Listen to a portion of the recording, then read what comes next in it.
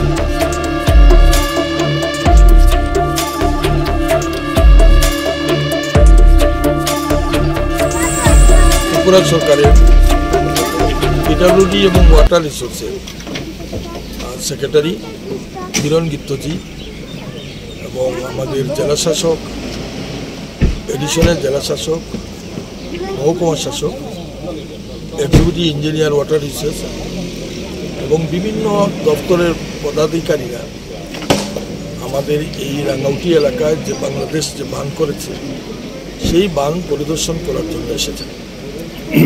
আমরা ওনার কাছে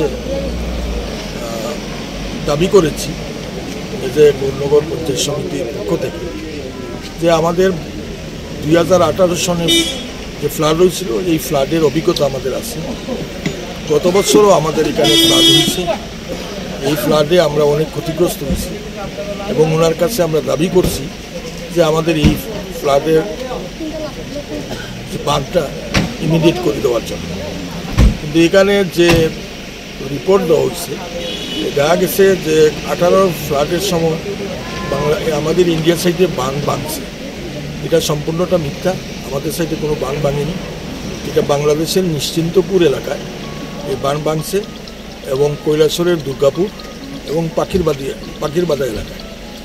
তো এই ব্যাপারে ওনাকে সমস্ত কিছু ব্রিফ করে দিয়েছি এবং উনি আমাকে আশ্বস্ত করেছেন যে জয়েন্ট রিভার কমিশনের সঙ্গে আলোচনা করে যাতে 0 পয়েন্টে বান করা যায় তার চেষ্টা উনি করবেন। বাংলাদেশ সরকার যে অবৈধভাবে বাদ করেছে এ ব্যাপারে কিছু কথা হয়েছে? আমরা এই ব্যাপারে প্রশাসনকে জাগ্রত করার জন্য আমাদের বিধায়ক বিরোধী শ্রীরাম মহোদয় বিধানসভাতে এটা উপস্থাপন করেছেন এবং আমরা কংগ্রেস পার্টির পক্ষ থেকে আমরা বিমানবন্দরের পাশে রাস্তা অবরোধ এবং টিলাবাজার থেকে আমরা এই বর্ডার পর্যন্ত লং মার্চ করেছি যাতে প্রশাসনের নলেজে নেওয়ার এবং আমাদের এই আন্দোলনের ফলশ্রুতিতে আজকে সেক্রেটারি মহাশয় এবং ওনার প্রশাসনিক কর্মকর্তারা এখানে এসে এই বান